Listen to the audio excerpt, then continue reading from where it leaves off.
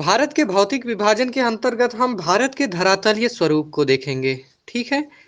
जानने और समझने का प्रयास करेंगे कि यहाँ का जो धरातलीय संरचना है, धरातलीय बनावट है, वह कैसा है। आप जैसा कि शीर्षक देख पा रहे हैं, मैंने क्या लिखा है, भारत के भौतिक प्रदेश। इसको दूसरे शब्दों में अगर कहेंगे तो भारत का भौतिक विभाजन भी कह सकते हैं। अंग्रेजी में से हम कहते हैं फिजिकल रीजन ऑफ इंडिया या फिजिकल स्ट्रक्चर ऑफ इंडिया। इस तरीके से हमें देखना है भारत का धरातल का स्वरूप। इससे पहले के अध्याय में आपने क्या देखा था कि भारत के धरातल की आंतरिक संरचना, जिसको हम भूगर्भिक कहते हैं या भूगर्भिक संरचना, जियोलॉजिकल स्ट्रक्चर, अर्थात धरातल के अंदर की जो बनावट है वह कैसी है।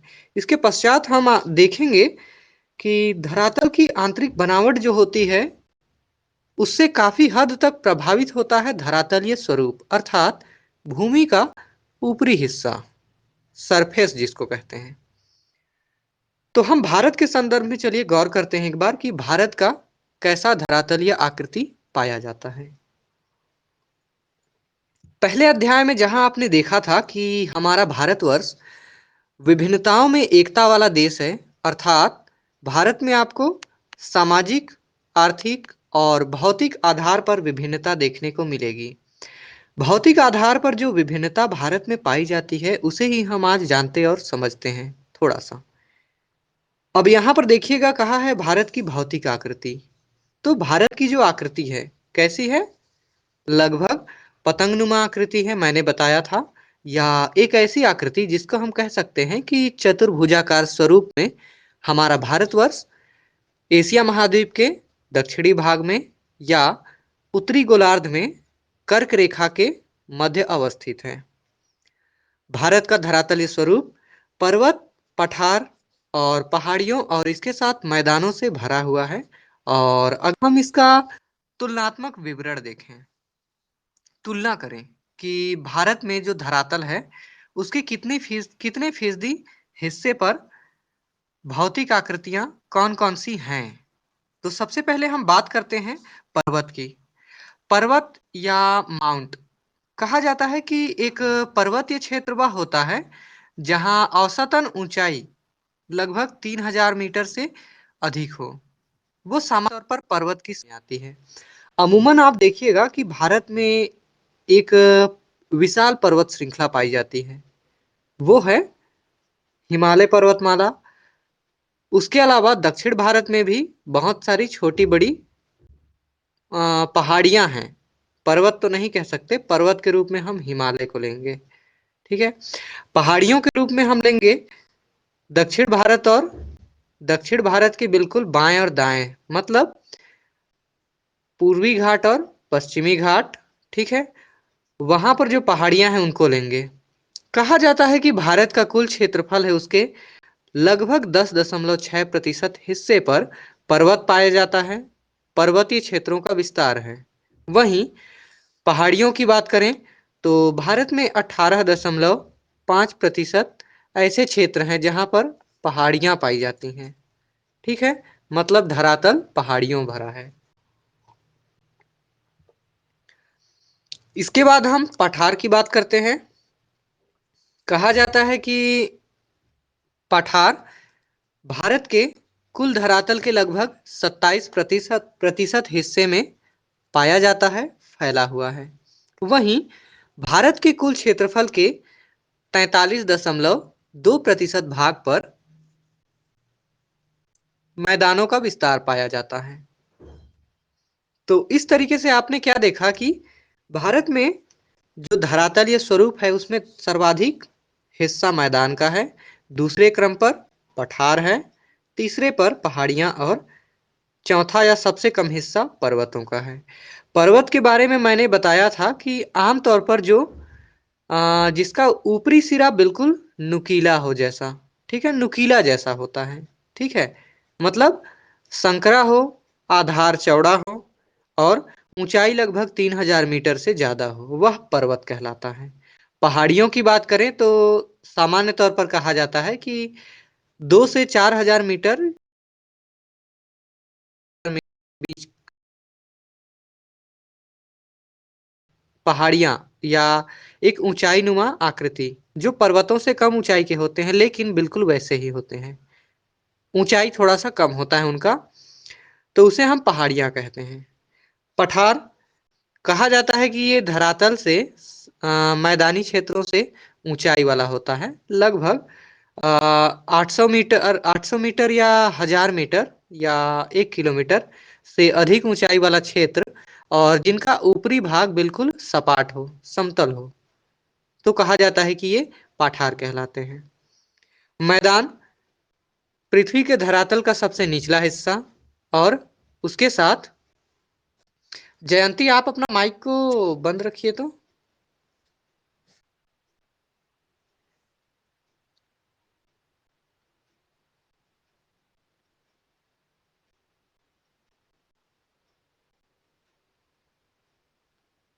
हेलो जयंती, जयंती सिंह, नंदिनी ताम्रकार, नंदिनी मेरी आवाज आ रही है? मेरी आवाज बराबर आ रही है ना? ओके ओके, ठीक ठीक ठीक। हाँ ठीक, माइक ऑफ कर लीजिए। तो ये था भारत का भौतिक आकृति, जिसमें 4 अलग-अलग भौतिक आकृतियां पाई जाती हैं। मतलब भारत के धरातल का स्वरूप जो है वो इन 4 अलग-अलग स्ट्रक्चर में बटा हुआ है। ठीक है, अब थोड़ा सा इसको और विस्तार से हम देखते हैं ये कैसे। तो भारत का भौतिक विभाजन, दरअसल हमें इसी को देखना है। भौतिक विभाजन होता क्या है?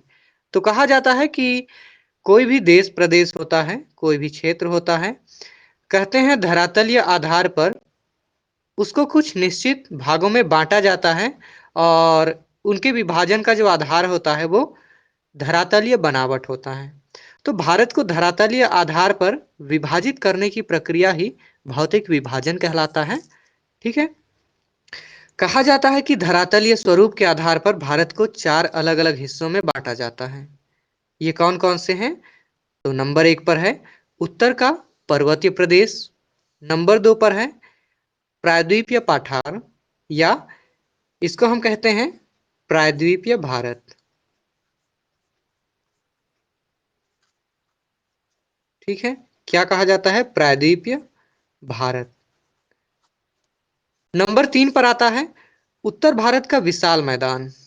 ठीक है, इसे एक अन्य नाम भी दिया जाता है गंगा, ब्रह्मपुत्र और सिंध का मैदान। चौथे क्रम पे आता है तटीय मैदान एवं द्वीप समूह। तो भारत में जो भारत का धरातलीय आकृति है उसके आधार पर भारत को 4 स्पष्ट भागों में विभाजित किया जाता है। इसके अलावा भी कहा जाता है कि 2-3 और विभाजन किया जा सकता है। जैसे कभी आप करेंगे तो नंबर 5 पे लिखेंगे थार का मरुस्थलीय प्रदेश, रेगिस्तान भी है राजस्थान और आधा पाकिस्तान में, जिसे थार का रेगिस्तान कहते हैं। वह भी एकदम अलग स्ट्रक्चर है वहां का बनावट इन क्षेत्रों से। लेकिन प्रायः मुख्य तौर पर हम भारत को 4 भागों में ही बांटते हैं। तो इसके आधार पर हम भारत का वर्णन करेंगे, भारत के धरातलीय स्वरूप का। चलिए आगे बढ़ते हुए कुछ और तथ्यों पर हम गौर करते हैं। यहाँ आप देख रहे हैं लिखा हुआ है उत्तर का पर्वतीय प्रदेश। ठीक है, नंबर 1 पर उत्तर का पर्वतीय प्रदेश। तो उत्तर के पर्वतीय प्रदेश में विशेष तौर पर कहा जाता है कि महान हिमालय पर्वतमाला को शामिल किया जाता है। कल जब हमारी कक्षाएं होंगी तो मैं आपको मानचित्र के माध्यम से और बेहतर तरीके से समझाने का प्रयास करूंगा। महान हिमालय पर्वतमाला, तो मैंने जैसा कि आपको बताया था कि भारत में आप मानचित्र का यदि अवलोकन करें तो आपको कश्मीर दिखाई देगा। कश्मीर जो कि भारत के बिल्कुल उत्तरी सिरे पर अवस्थित है। वहां से आप आरंभ करेंगे तो पूरब की ओर जाएंगे तो अरुणाचल प्रदेश है, स्टेट, राज्य, वहां तक बिल्कुल धनुष के आकृति में। ठीक है, धनुषनुमा रूप में एक पर्वत श्रृंखला पाया जाता है, 2400 किलोमीटर लंबा, जहां ढेर सारी अलग-अलग पर्वत चोटियां हैं या माउंट पाए जाते हैं। उसी को मिलाकर हम महान हिमालय पर्वत श्रृंखला या माला कहते हैं। मतलब पर्वतों का एक समूह है, एक रेंज पाया जाता है। ठीक है, ध्यान दीजिएगा, हिमालय कोई एक पर्वत नहीं है, बल्कि पर्वतों का एक विशाल समूह है। और इसी क्षेत्र को कहा जाता है कि उत्तर का पर्वतीय प्रदेश। ठीक है, विस्तार हम देखते हैं इसका एक बार हल्का सा एक झलक के रूप में। तो कहा जाता है कि पूरब से पश्चिम की ओर, मतलब पूरब में देखिएगा भारत का अरुणाचल प्रदेश राज्य पड़ता है, वहां से आप पश्चिम में जाएंगे तो आपको कश्मीर तक फैला हुआ मिलेगा हिमालय पर्वतमाला। ठीक है, लंबाई की बात करें तो 2400 किलोमीटर लगभग लंबाई है किसकी? हिमालय पर्वत श्रृंखला की। ठीक है, इसकी चौड़ाई की हम बात करते हैं तो औसतन कहा जाता है कि पूरब दिशा में, मतलब भारत का उत्तर पूर्वी क्षेत्र है, जहां पर अरुणाचल प्रदेश है, असम है, सिक्किम है, मेघालय है, नागालैंड, इन सभी राज्यों में हिमालय का जो भी क्षेत्र है वो कम है। औसत चौड़ाई 160 किलोमीटर माना जाता है, किंतु पश्चिम में जाने पर चौड़ाई बढ़ जाती है।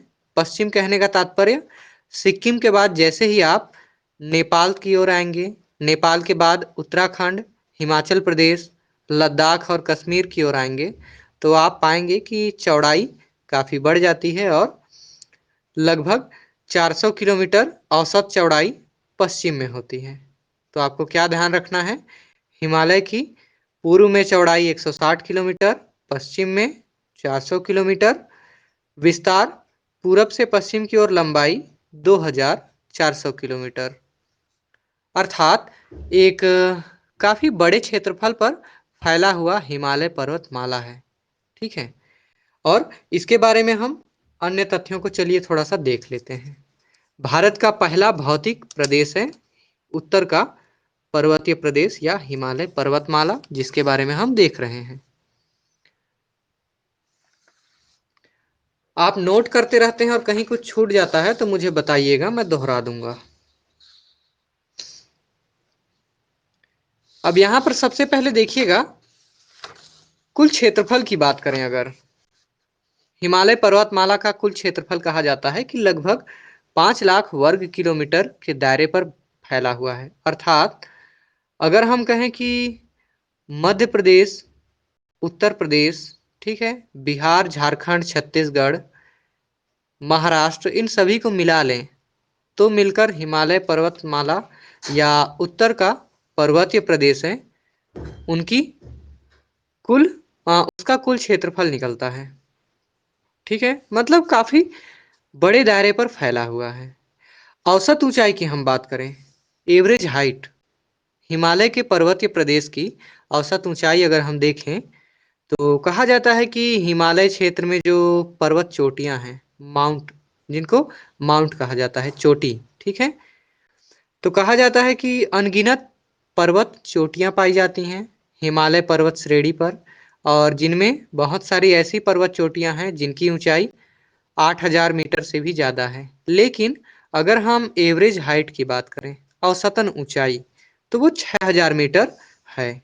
और ये 6000 मीटर काफ़ी ज़्यादा होता है, बहुत ही ज़्यादा होता है।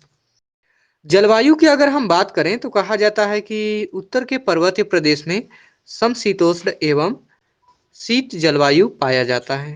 अर्थात सरल शब्दों में मैं कहूँ तो ये एक ऐसा प्रदेश है जहाँ पर आमतौर पर मौसम जो होता है वो शीतल होता है, ठंडा होता है, और गर्मी का मौसम भी नाम मात्र का होता है, बहुत ही कम होता है। और जाड़े के दिनों में अक्सर यहाँ पर बर्फबारी की घटनाएं होती रहती हैं, 3-4 महीने लगातार बर्फ गिरा करती हैं। कहा जाता है कि हिमालय का पर्वतीय प्रदेश है या हिमालय पर्वतीय क्षेत्र है, वह 22 देशांतर रेखाओं से घिरा हुआ है। अब ये 22 देशांतर रेखाओं से कैसे घिरा है? तो देखिएगा कि आप कश्मीर के पास से जब शुरू करेंगे तो ऊपर से नीचे की ओर जो देशांतर रेखाएं खींची होती हैं, ठीक है, ग्लोब पर। अगर आप एटलस पे देखेंगे तो पाएंगे कि हिमालय का लंबाई जितना है, कश्मीर से लेकर अरुणाचल प्रदेश तक पश्चिम से पूरब की ओर, तो उस बीच में हिमालय से गुजरने वाली देशांतर रेखाओं की संख्या 22 है, जिसे कहा गया है कि यह 22 देशांतर रेखाओं से गुजरा करती हैं।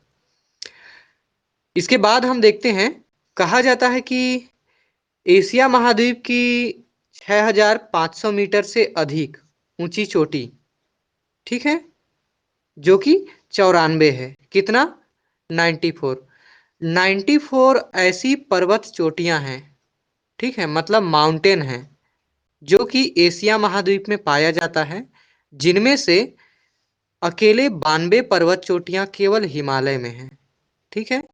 तो इससे आप अंदाजा लगा सकते हैं कि हिमालय पर्वत श्रृंखला में बहुत ही ऊंची ऊंची चोटियां पाई जाती हैं, ठीक है, या माउंट।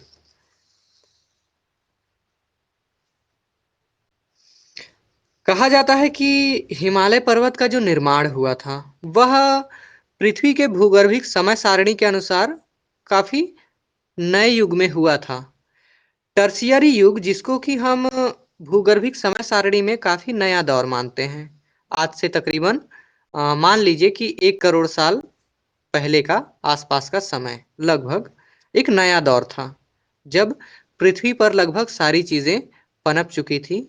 उसके बाद हिमालय की उत्पत्ति हुई। टर्शियरी युग में इसका निर्माण हुआ और मुख्य तौर पर 4 अलग-अलग स्टेजेस, 4 अलग चरणों में निर्माण हुआ था। किसका? हिमालय पर्वत का। कहा जाता है कि हिमालय पर्वत विश्व की सबसे नवीनतम वलित पर्वतमाला है। अब ये वलित पर्वतमाला क्या होती है?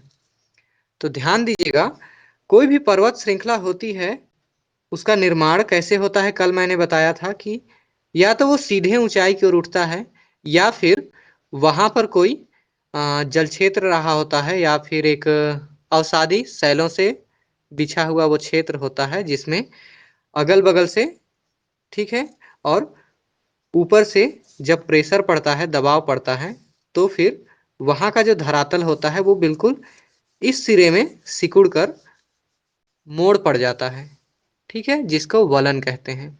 और फिर धीरे धीरे ये ऊपर की ओर क्रमशः उठता जाता है। एकाएक नहीं उठता है, पर्वतें जो होती हैं वो आहिस्ता आहिस्ता उठती हैं, हर साल एक एक इंच ऐसे। तो कहा जाता है कि हजारों लाखों समय तक लगातार हिमालय पर्वत ऊंचा उठता रहा, और आज आप इस ऊंचाई तक हिमालय पर्वत को देख पाते हैं। तो कहा जाता है कि सबसे नया मोड़दार पर्वत है हिमालय, अर्थात पृथ्वी में सबसे बाद में बनने वाला। इसका सीधा सा मतलब होता है कि हिमालय सबसे युवा पर्वतमाला है विश्व का, ठीक है। कहा जाता है कि मुख्य तौर पर हिमालय परतदार शैलों से या अवसादी शैलों से बना हुआ है, ठीक है। अवसादी शैल अर्थात लचीला, कोमल और काफी कोमल सेल, जिसमें लेयर पाया जाता है। और लेयर या परत किसमें मिलेगा? जब कोई सेल टूट फूट के माध्यम से बनता है, ठीक है। कठोर पत्थरों में आप कभी उसमें लेयर नहीं देखेंगे, परत। तो कहा जाता है कि इसके साथ ही हिमालय पर्वत अभी भी अपने निर्माण की अवस्था में है, मतलब हिमालय पर्वत का निर्माण अभी पूरा नहीं हुआ है, और इसीलिए कहा जाता है कि यह अपने उत्थान की अवस्था में है। और आज भी आप पाएंगे कि कुछ सेंटीमीटर ही धीरे धीरे हिमालय पर्वत ऊंचाई की ओर उठता जा रहा है, ठीक है, जो इस बात की ओर संकेत करता है कि हिमालय पर्वत लगातार अभी अपने निर्माण की अवस्था पर है। कहा जाता है कि हिमालय पर्वत की कुछ विशेषताएं पाई जाती हैं, अर्थात उत्तर का पर्वतीय प्रदेश है, अब मुख्य तौर पर उसमें हिमालय ही है, तो उसकी कुछ अहम विशेषताएं हैं, जैसे इस पर्वतीय क्षेत्र में बहुत सारा मोड़ मिलेगा। मोड़ कहने का मतलब वो रास्ते वाला मोड़ नहीं, बल्कि पर्वतें जब बनती हैं तो दबाव जब पड़ता है तो धरातल के अंदर ही एक मोड़ पड़ने लगता है भूमि पर, उसके बारे में बात हो रही है। और ये मोड़ एक साई मोड़ होता है, एक ग्रीवा खंड होता है, एक उल्टे भ्रंश होते हैं। मतलब धरातल के अंदर का स्ट्रक्चर एकदम उल्टा पुल्टा मुड़ जाता है और एक दूसरे के ऊपर, कभी नीचे, वो एकदम से खिसकने लगता है। तो उसके परिणाम स्वरूप कुछ आकृतियां निर्मित निर्मित होती हैं, जिन्हें हम कहते हैं ग्रीवाखंड, उल्टे भ्रंश और मोड़, साई मोड़ इत्यादि।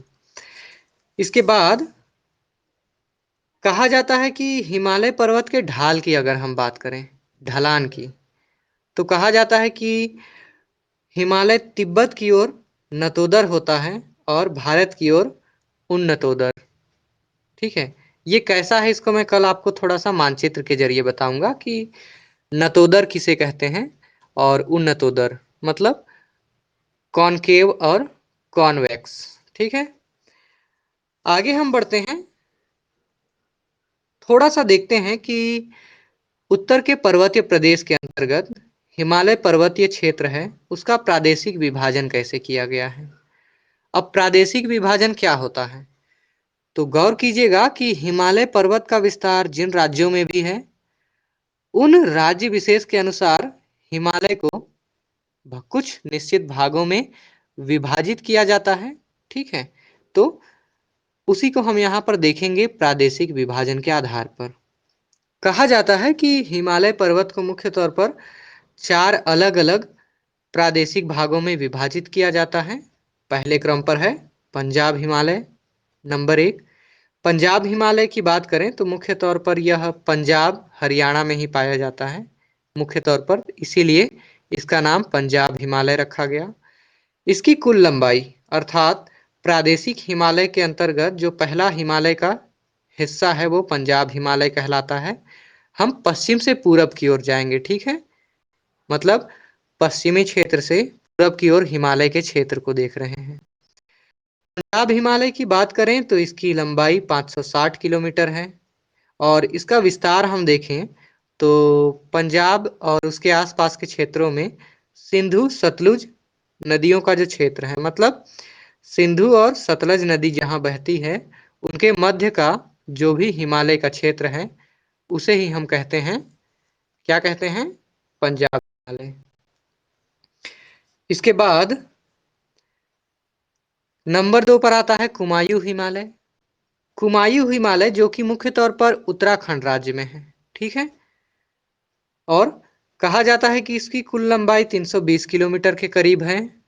विस्तार अगर हम देखें तो कुमायूं हिमालय वहां अवस्थित है जहां पर सतलज और काली नदी बहती है, मतलब सतलज नदी एक तरफ और दूसरे तरफ काली नदी बहती है। इनके मध्य हिमालय का जो भी उसे ही हम कहते हैं कुमायूं हिमालय। ठीक है, इसके बाद हम आगे बढ़ते हैं और देख लेते हैं कुछ।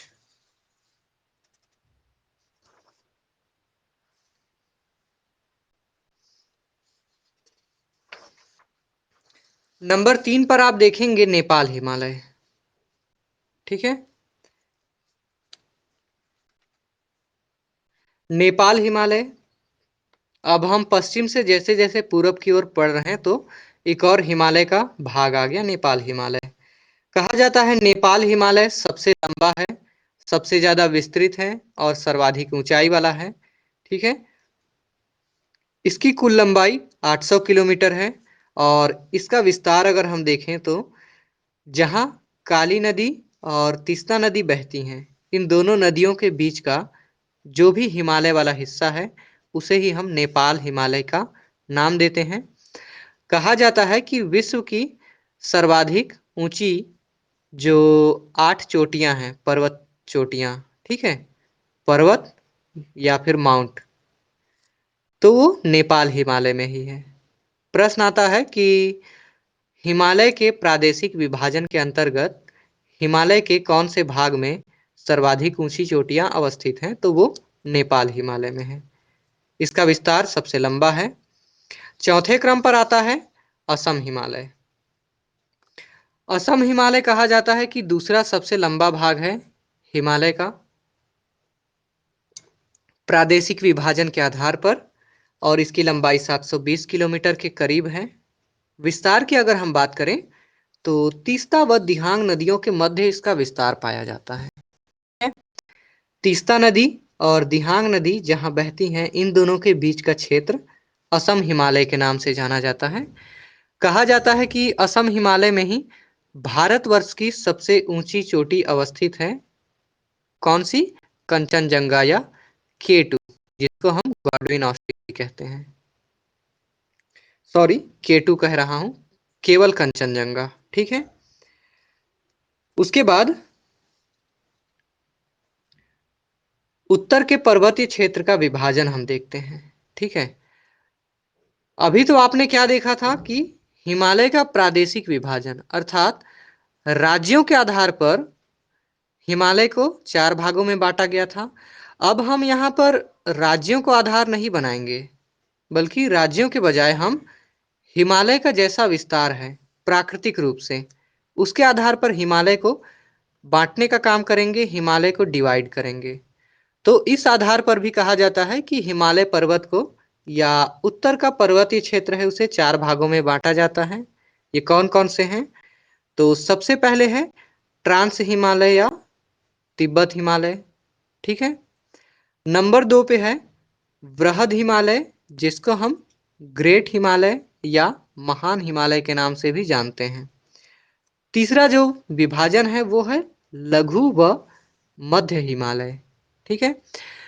चौथा जो प्रकार है, या चौथा इसका विभाजन है, उसे कहते हैं बाह्य हिमालय अथवा शिवालिक हिमालय का नाम आप दे सकते हैं।